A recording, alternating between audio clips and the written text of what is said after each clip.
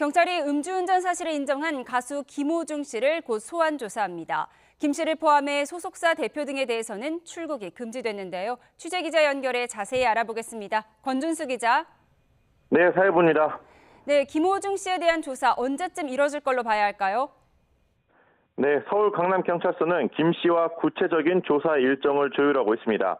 경찰 관계자는 김 씨를 오늘과 내일 안으로 조사할 계획이라고 밝혔는데 무엇보다 김 씨가 그동안 술을 마시지 않았다고 허위 진술을 해온 만큼 강도 높은 수사를 예고했습니다. 경찰은 김 씨가 사고 당일 술을 얼마나 마셨는지, 도망친 다른 이유가 있는지 등을 구체적으로 파악할 예정입니다. 이미 범인 도피 혐의로 입건된 매니저와 블랙박스 등 증거물을 훼손한 것으로 파악된 소속사 관계자 등에 대해서도 필요하면 다시 불러 조사하기로 했습니다. 경찰은 김 씨와 매니저, 소속사 관계자 등 4명에 대해서도 법무부에 출국 금지를 신청했고 오늘 오전 승인받았습니다. 김 씨는 지난 9일 밤 11시 40분쯤 술을 마신 뒤 차를 몰다가 반대편 차선에 있던 택시를 들이받은 뒤 아무런 조치 없이 그대로 도주한 혐의를 받습니다. 네, 그런데 술집은 갔지만 술은 결코 마시지 않았다고 주장했던 김 씨가 사고 열흘 만에 입장을 내고 음주운전을 인정한 배경은 뭐라고 봐야 할까요? 네, 말씀하신 대로 지금 음주운전을 인정을 다시 했는데요. 김 씨는 어제 소속사를 통해 음주운전 사실을 뒤늦게 인정했습니다. 김 씨는 한순간에 잘못된 판단으로 많은 분에게 상처와 실망감을 드렸다며 경찰 조사에 성실히 임하겠다고도 밝혔는데요. 김 씨 소속사도 지금까지 상황을 숨기기에 급급했다며 고개를 숙였습니다. 술을 마시지 않았다고 주장해온 김 씨가 입장을 번복한 건 관련 정황이 속속 드러난 데 이어 비난 여론을 의식한 거로 보입니다.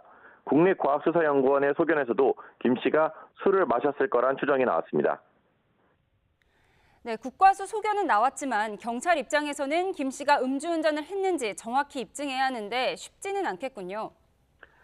그렇습니다. 경찰은 김 씨를 상대로 간접적으로 혈중 알코올 농도를 측정하는 방식을 적용하기로 했습니다. 흔히 말하는 위드마크 방식입니다. 서울경찰청 관계자도 오늘 기자 간담회에서 마신 것으로 추정하는 음주량 등을 바탕으로 사고 당일 술을 얼마나 마신 건지 확인하겠다고 밝혔습니다. 이번 사건의 경우 위드마크 공식을 적용할 만한 충분한 상황이 된다고 강조하기도 했습니다.